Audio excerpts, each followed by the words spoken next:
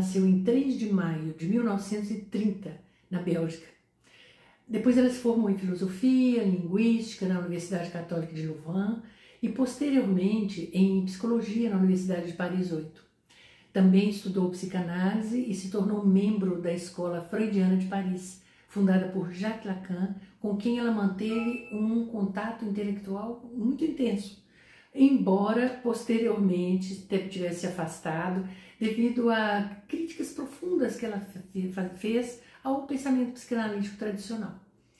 Bem, nos anos de 1970, Irigaray lecionou na Universidade de Vincennes, em Paris, e foi pesquisadora do Centre National de la Recherche Scientifique, o chamado CNRS, de Paris, famoso centro de pesquisas.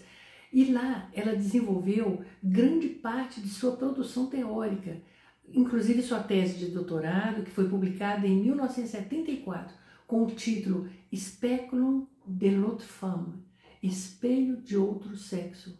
E essa tese, esse trabalho dela causou grande polêmica e resultou, inclusive, na sua expulsão da escola freudiana. Nesse texto, ela questiona o modo como a psicanálise e a filosofia ocidentais construíram a identidade da mulher como o outro, entre aspas, o outro do homem. E desde então, Irigaray se consolidou como uma das principais vozes do feminismo francês contemporâneo.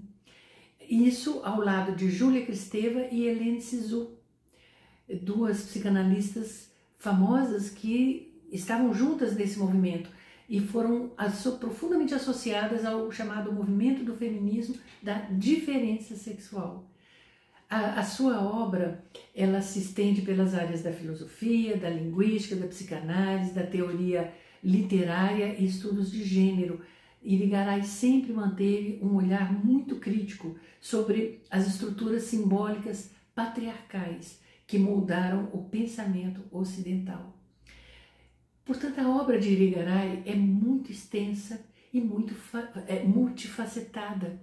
Ela combina filosofia, análise filosófica, ela combina uma crítica profunda da linguagem e a teoria psicanalítica, além de fazer também uma reflexão política sobre todos esses temas.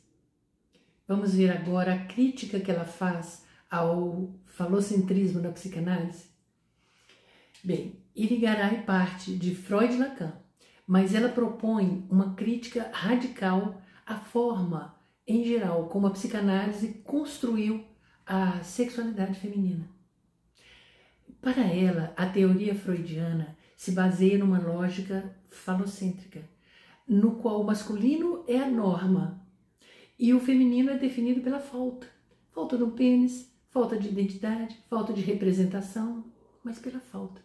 E é isso que ela questiona. Essa estrutura simbólica coloca a mulher num lugar secundário, obviamente, como o outro do homem, sem uma linguagem própria.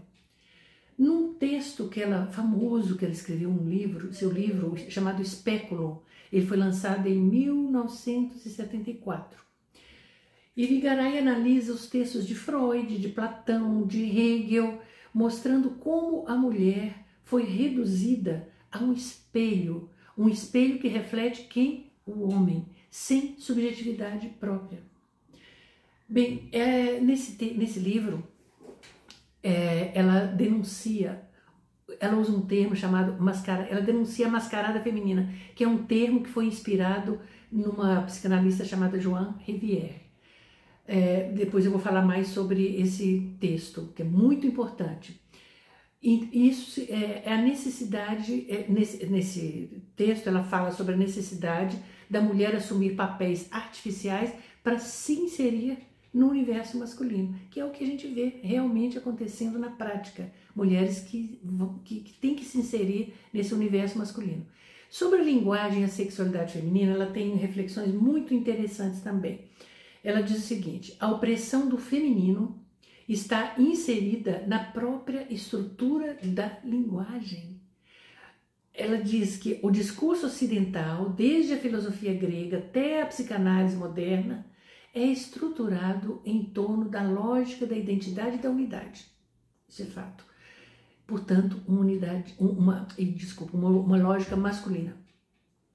Mas a mulher, que é múltipla, relacional e fluida, não encontra representação nesse sistema simbólico. Não encontra. Numa outra obra que ela chama de Ce sexe qui n'est pas un, quer dizer, este sexo que não é um, de 1977, Irigaray propõe que a sexualidade feminina não pode ser pensada em termos de falta, mas sim de pluralidade, de multiplicidade. Isso muda tudo, gente. Ela utiliza metáforas como a dos dois lábios, a metáfora interessante, depois eu vou falar mais sobre isso, para sugerir uma forma de subjetividade que não é centrada nem hierárquica, mas ela é relacional e recíproca. Portanto, um conceito forte na teoria de Irigaray é o conceito de diferença sexual. Ela trabalha muito esse conceito, que é um dos pilares, na verdade, um dos pilares do pensamento de Irigaray, que é o conceito de diferença sexual. Por quê? Porque nessa conceituação, ela vai ao contrário das correntes feministas da época, que buscavam a igualdade por meio de uma assimilação ao masculino. Ela defende, pelo contrário, a necessidade de reconhecer e valorizar a diferença. Esse é o fundamento de uma nova ordem simbólica, a diferença, la différence, como ela diz. A diferença sexual não é apenas biológica, ela é simbólica, ela é cultural, ela é ontológica. Portanto, criar uma cultura que reconheça dois sexos como dois sujeitos plenos e não um homem, e não como um, que seria o homem, e o outro, e seu outro, que seria a mulher. Bem, para Irigaray, isto configura uma tarefa política e civilizatória. Vamos ver o que ela diz sobre a criação de uma nova ética e uma simbólica do feminino. Ela propõe a criação de uma nova linguagem, uma nova simbólica feminina capaz de expressar a experiência da mulher sem reduzi-la a parâmetros masculinos. Isso passa por repensar aspectos da vida da mulher, maternidade, desejo, a relação com o outro, a alteridade. Num outro texto que ela escreve, chamado Éthique de la différence sexuelle, que é Ética da Diferença Sexual, de 1984, ela sugere uma nova ética. Eu estou falando em francês porque não tem tradução desses textos, pouquíssimos foram traduzidos em português, mas em francês você encontra. Ela sugere uma nova ética baseada no reconhecimento mútuo da diferença entre os sexos, mas sem hierarquia. Em textos posteriores, como Le Temps de la Différence, O Tempo da Diferença, de 1989, ela amplia essa reflexão para o campo político e espiritual, inclusive. Sobre a política do feminino, vamos falar um pouquinho sobre a política do feminino. Nos seus trabalhos mais recentes, Irigaray explora as implicações políticas e espirituais do pensamento da diferença. Interessante isso, né? Ela vê na relação entre o homem e mulher um paradigma para pensar novas formas de coexistência entre culturas, entre religiões, entre os povos. Aí o feminino para ela torna-se assim um modelo de abertura ao outro. Lucy Irigaray é hoje considerada uma das maiores pensadoras do feminismo contemporâneo e também da teoria crítica da psicanálise. O trabalho dela abriu caminhos para pensar a subjetividade feminina para além da lógica do mesmo e da falta. Ela desafiou os fundamentos do discurso ocidental e propôs uma espécie de revolução simbólica. A criação de uma linguagem e de um espaço onde o feminino possa existir em sua diferença. mas existir não como reflexo, não como ausência ou espelho do masculino, e sim como presença plena e criadora.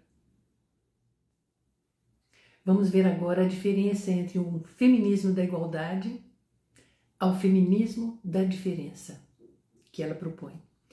Para entender o alcance da obra de Irigaray, é importante lembrar que até os anos 1960, início de 70, o feminismo era dominado por uma agenda igualitária.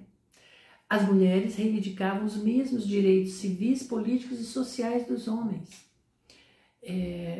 Essa fase foi muito importante, sim, sem dúvida, foi fundamental, mas ela trabalhava dentro de uma lógica androcêntrica, masculina, né? A mulher buscava ser reconhecida como igual ao homem, seguindo os mesmos parâmetros masculinos. E aí surgem as pensadoras questionando isso, como Irigaray, como Júlia Kristeva, como Helene Cixous e muitas outras nos anos 70, na década de 70, e caracterizou esse questionamento dessas pensadoras, caracterizou uma verdadeira virada assim, teórica e que foi até mais fundo. Foi o chamado, essa época foi chamada de feminismo da diferença sexual. E constituiu uma corrente que afirma o seguinte: o problema não é apenas a desigualdade de direitos, mas é a própria estrutura simbólica da organização social que define o que é ser homem e o que é ser mulher. A mulher não precisa ser igual ao homem, ela precisa ser reconhecida em sua diferença ontológica, simbólica, corporal e desejante. Isso muda tudo. Essa diferença não é deficiência nem falta. Ela é positividade criadora. Portanto, gente, nesse contexto, Irigaray se torna uma figura-chave, porque ela oferece as ferramentas teóricas e, em especial, as psicanalíticas, para meio que desmontar a estrutura falocêntrica que sustenta a cultura ocidental até hoje. Pois bem, qual foi a importância e o legado da obra, extensa obra da Lucy Irigaray? Vamos pensar um pouquinho sobre isso agora. Lucy Irigaray é hoje considerada uma das maiores pensadoras do feminismo contemporâneo, tá? E também de uma teoria crítica da psicanálise. O trabalho dela abriu caminho para se pensar a subjetividade feminina para além da lógica do mesmo e da falta. Ela desafiou fundamentos do discurso ocidental e propôs uma revolução simbólica, tá? Que seria a criação de uma linguagem e de um espaço onde o feminino possa existir em sua diferença, obviamente a partir de uma praxis feminina. Uma linguagem não se cria do nada, ela é resultado de uma praxis, ela fala sobre isso. Não é como um reflexo, não é como ausência, como espelho do masculino, mas como uma presença plena e criadora. Assim ela vê a criação de uma linguagem feminina.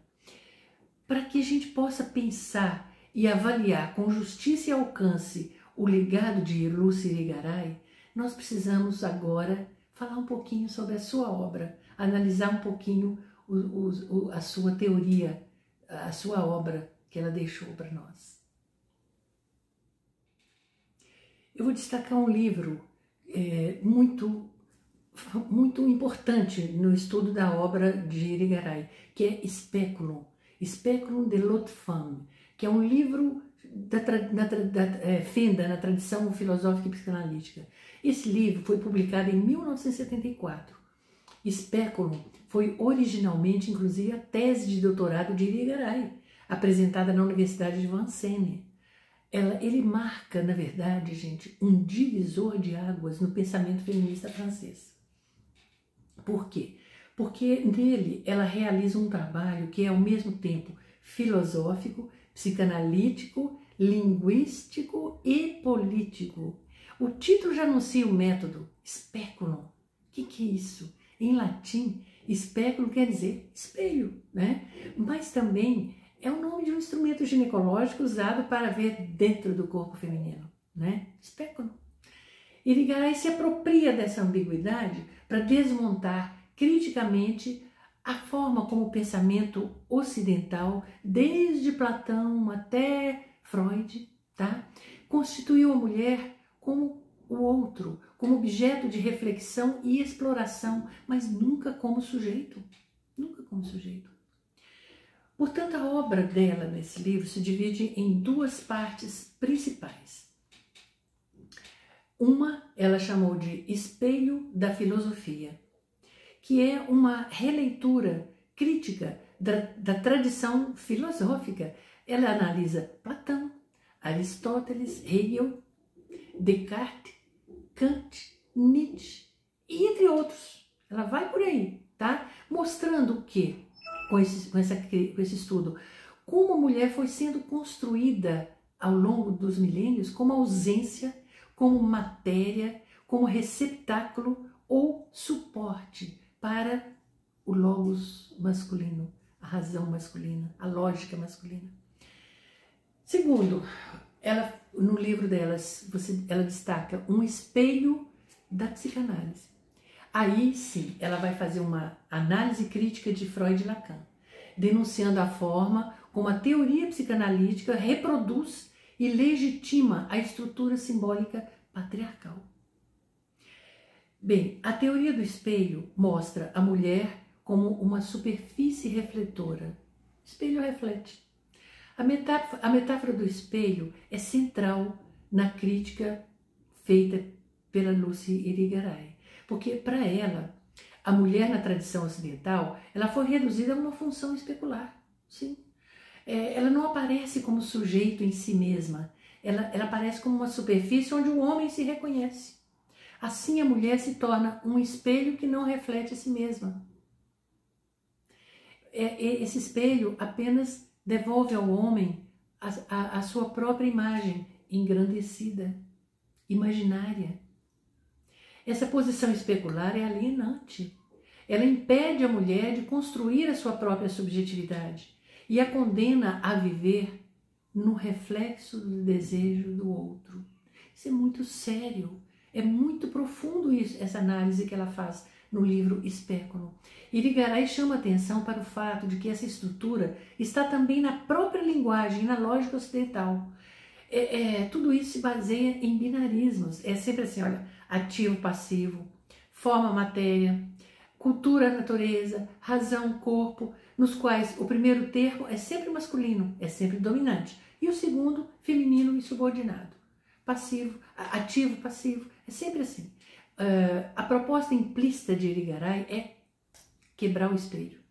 É quebrar o espelho e permitir que a mulher se veja por si mesma. Não como reflexo, mas como sujeito do seu desejo, sujeito do seu pensamento e da sua linguagem. Agora eu vou falar de uma teoria que é fundamental também na obra de Lucy Irigaray. É a teoria da mascarada feminina. É um termo tirado do livro de Joan Rivière e que Irigaray utiliza como um dos conceitos mais conhecidos e provocadores do pensamento dela. É um termo que ela retoma e transforma a partir de um ensaio escrito pela psicanalista Joan Rivière, tá? De 1929. Quem foi Joan Rivière? Vamos falar primeiro quem foi a autora desse ensaio, né? Rivière é uma psicanalista britânica da primeira geração pós-freudiana. Ela escreveu esse ensaio a partir de uma observação clínica que ela fez de pacientes, mulheres, que exibiam comportamentos sedutoramente femininos após demonstrarem competências tradicionalmente masculinas, tá? Por exemplo, ter um grande sucesso intelectual ou profissional. Para Rivière, essa feminilidade exacerbada funcionava como uma máscara, uma forma inconsciente da mulher apaziguar um pouquinho o medo de dos homens diante de uma mulher diferenciada, capacitada, que se igualava a eles em competência, e assim evitar punições simbólicas por estar invadindo o território masculino. Então, a feminilidade para ela era uma máscara defensiva, para Hervier. Portanto, a mulher fingia fragilidade, fingia charme, fingia sedução ou dependência para continuar sendo aceita no mundo patriarcal, mesmo sendo competente e autônoma. Pois bem, a Irigaray faz uma interpretação de uma forma diferente desse conceito.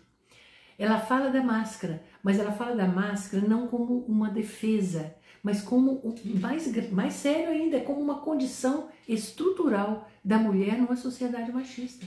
Condição estrutural, gente. Irigaray retoma essa tese da Rivière, mas ela vai além. Para ela, a mascarada feminina não é apenas uma estratégia psicológica individual, tá? Como queria a Rivière. É a própria condição estrutural do feminino nessa cultura patriarcal.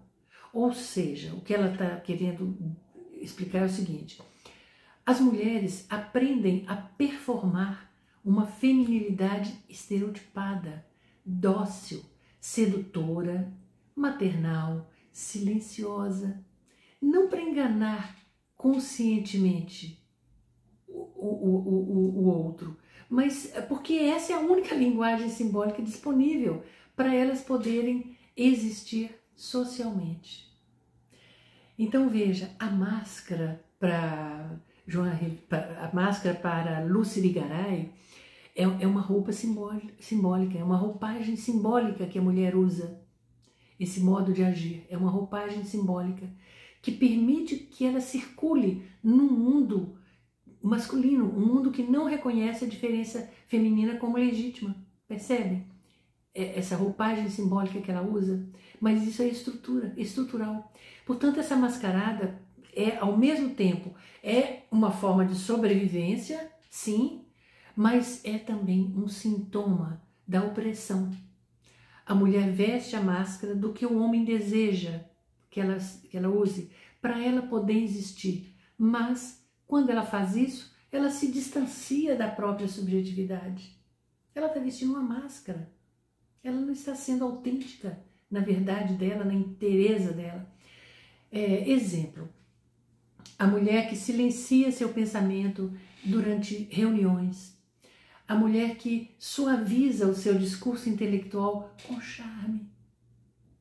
Tá? Ou então aquela que aceita o lugar de musa entre aspas, para não ser considerada ameaçadora. Enfim, são expressões da mascarada no nível social e simbólico. São expressões, são formas que a mulher encontra para poder sobreviver nesse mundo masculino. Como consequências disso tudo e considerando seus desdobramentos teóricos e a crítica a esse conceito da mascarada, ele tem implicações muito profundas. Por exemplo, mostra que a feminilidade não é uma essência da mulher. Não, é uma construção cultural performada em resposta a um olhar masculino. A mulher aprende a ser feminina. Isso questiona a própria noção de identidade feminina dentro da lógica patriarcal. Afinal, quem é essa mulher por detrás da máscara? Quem é essa mulher? Que talvez nem ela mesma saiba quem seja. E isso abre caminho para a criação de novos modos de subjetivação feminina, que não dependam de desempenhar um papel que é projetado pelo outro. Em outras palavras, a proposta de Irigaray não é simplesmente tirar máscara. Não é isso. Talvez ela seja necessária nesse momento atual do mundo, da vida, porque fora dela não tem ainda um lugar simbólico reconhecido. A proposta de Irigaray é inventar uma nova linguagem, é criar a partir de uma praxis uma nova linguagem, novos espaços de existência que ela chama de praxis, onde o feminino possa falar e ser sem ter que usar uma máscara. Eu queria falar sobre o impacto da crítica ao espelho. Aquela metáfora do espelho, na obra dela chamada Speculum, teve um impacto direto na teoria feminista, porque ao demonstrar que o feminino foi sistematicamente construído como um reflexo do masculino, Irigaray questiona não apenas a desigualdade entre os sexos, não, ela vai além. Ela questiona o próprio modelo universal de sujeito, aquele que a filosofia e a psicanálise tomavam como neutro, mas que era de fato masculino, né? Portanto, esse deslocamento teve consequências teóricas bem profundas.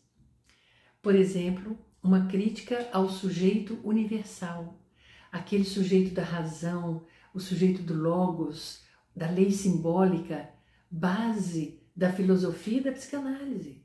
Não é neutro, ele tem sexo. É um sujeito masculino. É um sujeito masculino que constituiu o feminino como o outro, sem lugar próprio, tá? Bem, isso introduz uma diferença sexual como categoria simbólica, porque não se trata de falar da mulher como um desvio do homem, não é isso, mas é de pensar dois sujeitos, homem e mulher, cada um com sua lógica, com sua linguagem, com a sua forma de desejar. Isso provoca uma redefinição também daquilo que nós chamamos de alteridade, pois o feminino deixa de ser espelho do mesmo e passa a ser uma alteridade radical. A existência dessa alteridade, ela não se mede nem pela proximidade, nem pela distância em relação ao masculino, nem pela semelhança, não. Isso inaugura, inclusive, algo muito importante, que é uma nova ética. É uma nova ética, é uma cultura verdadeiramente democrática, porque ela parte do seguinte princípio: uma cultura verdadeiramente democrática não pode existir enquanto só um dos sexos tiver representatividade simbólica, não é? Isso é tão óbvio. A tarefa política e simbólica do feminismo passa a ser criar condições para que o feminino se diga a partir de si mesmo, né? E não como uma imagem invertida do homem.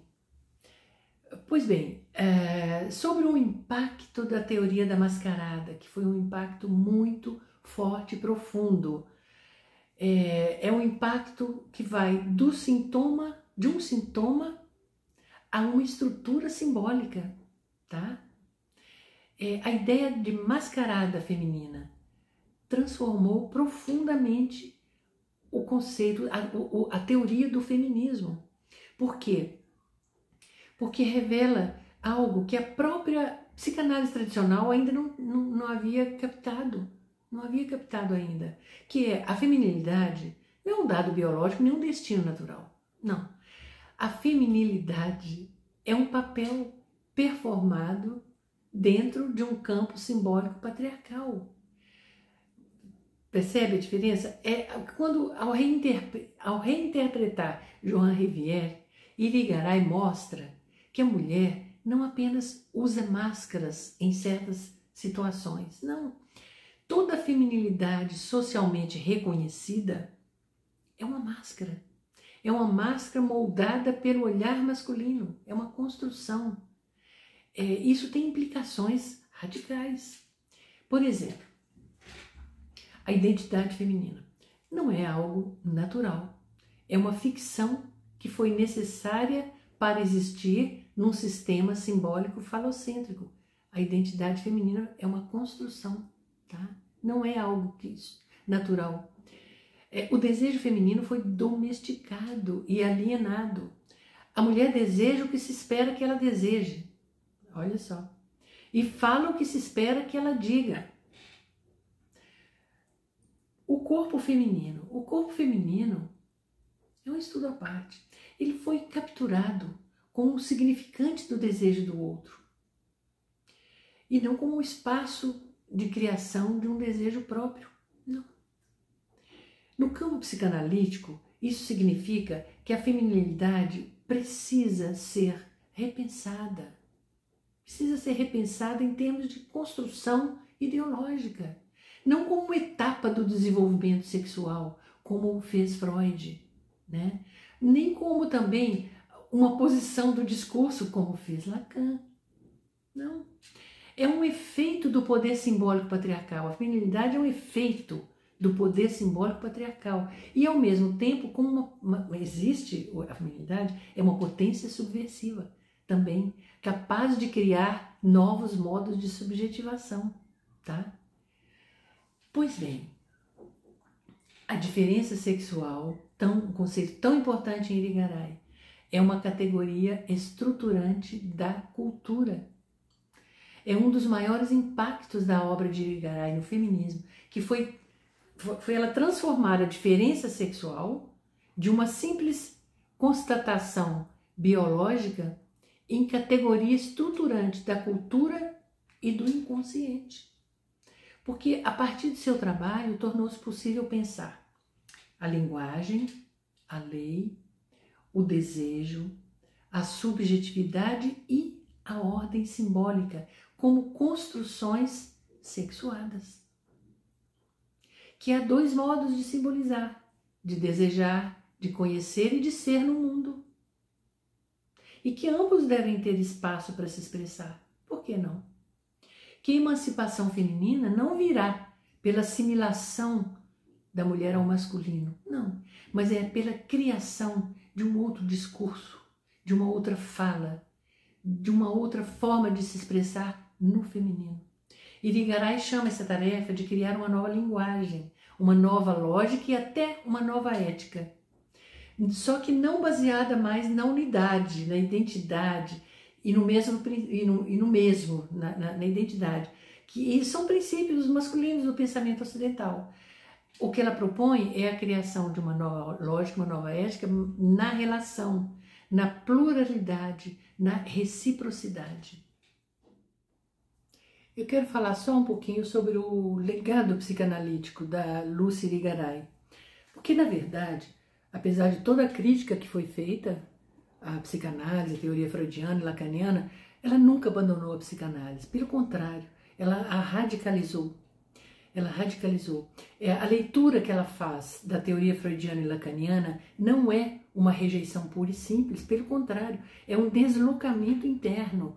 Ela, ao invés de pensar o desejo feminino como derivado do masculino, por exemplo, como falta do pênis ou não todo, em Lacan, subordinado ao falo, ela propõe pensar o seguinte: o corpo feminino é um espaço produtor de sentido, não é um objeto a ser interpretado.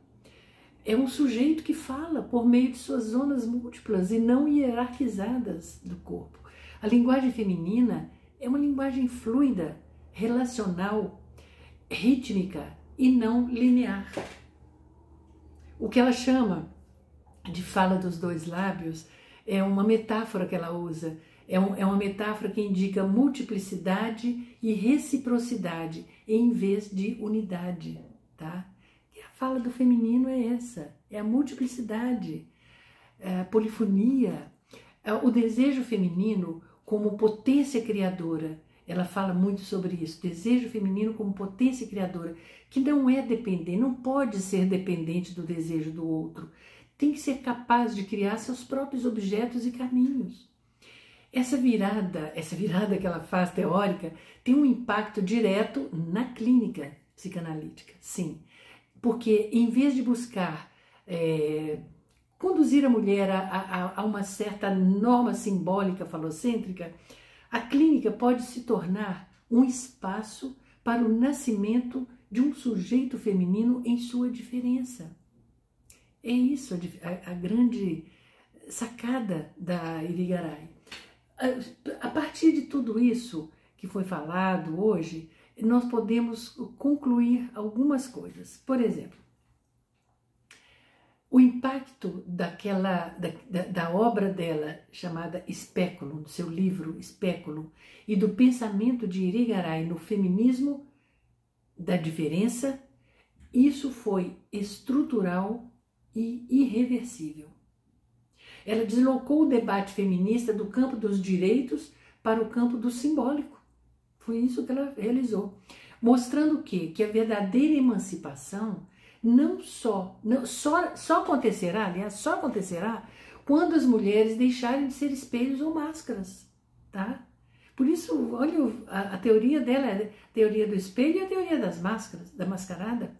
E é quando elas puderem se constituir como sujeitos desejantes, falantes, criadores, não por referência ao masculino, mas a partir de si mesmas, não é? Bem, a sua obra mantém o viés psicanalítico em toda a sua densidade, tá? É no inconsciente, na linguagem, no desejo e no corpo que o patriarcado se inscreve, não é? Então, é exatamente aí também que o feminino pode descolonizar-se e renascer como diferença. É essa a mensagem de Lucy Irigaray.